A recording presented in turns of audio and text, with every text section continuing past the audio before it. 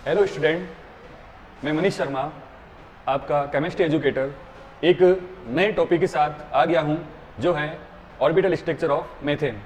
कि मीथेन में orbital structure जो है किस प्रकार से हम ड्रॉ कर सकते हैं। देखें आप, मीथेन का जो फॉर्मूला होता है वो होता है CH4। ये सिंपलेस्ट हाइड्रोकार्बन है और एक प्रकार का एल्केन है, जिसमें कार्बन एटम से 4 हाइड्रोजन एटम जो हैं वो एसोसिएटेड हैं। तो देखें यहाँ पर कार्बन जो होता है उसका Z जो होता है एटॉमिक नंबर 6 होता है और इसका इलेक्ट्रॉनिक कॉन्फ़िगरेशन जो होता है 1s2 2s2 एंड 2p2। हम जानते हैं कि जो आउटर मोस्ट इलेक्ट्रॉन होते हैं वही बॉन्ड बनाने में अपना योगदान देते हैं। तो ये जो है 4 इलेक्ट्रॉन, इसीलिए कहते हैं कि कार्बन की वैलेंसी जो है वो 4 है। वो 4 क्यों है? इन्हीं 4 इलेक्ट्रॉनों के कारण है वैलेंसी।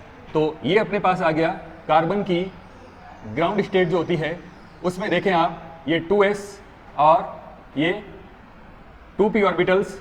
2s में 2 इलेक्ट्रॉन आपको दिख रहे हैं, ये 2 इलेक्ट्रॉन हमने फुलफिल कर दिए। 2p के अंदर भी 2 इलेक्ट्रॉन हैं, उनको हमने फुलफिल कर दिया है। अब आप देखें कि जब कार्बन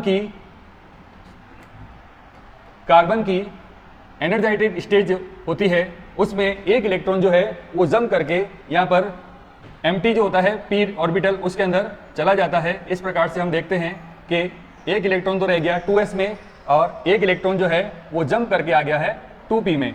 अब जो है यहाँ पर कार्बन में sp3 हाइब्रिडाइजेशन, s का एक ऑर्बिटल और p के 3 ऑर्बिटल यूज होते हैं, इसलिए जो हाइब्रिडाइजेशन होता है वो कौन सा होता है? sp3।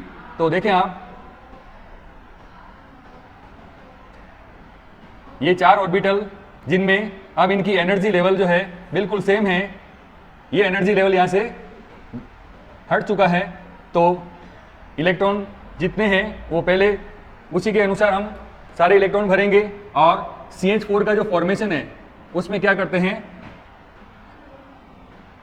एक एक हाइड्रोजन, सिंगल हाइड्रोजन जो है पर एक एक इलेक्ट्रॉन जो है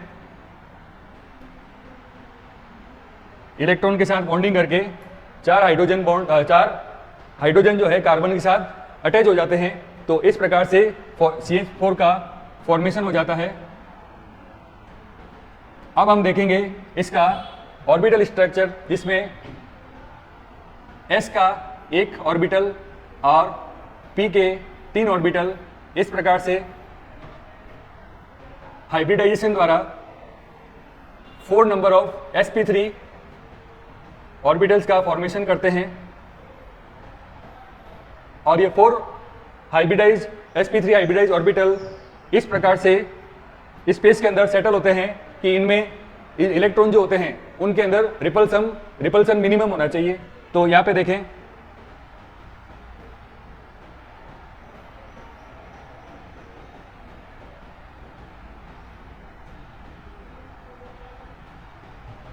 sp3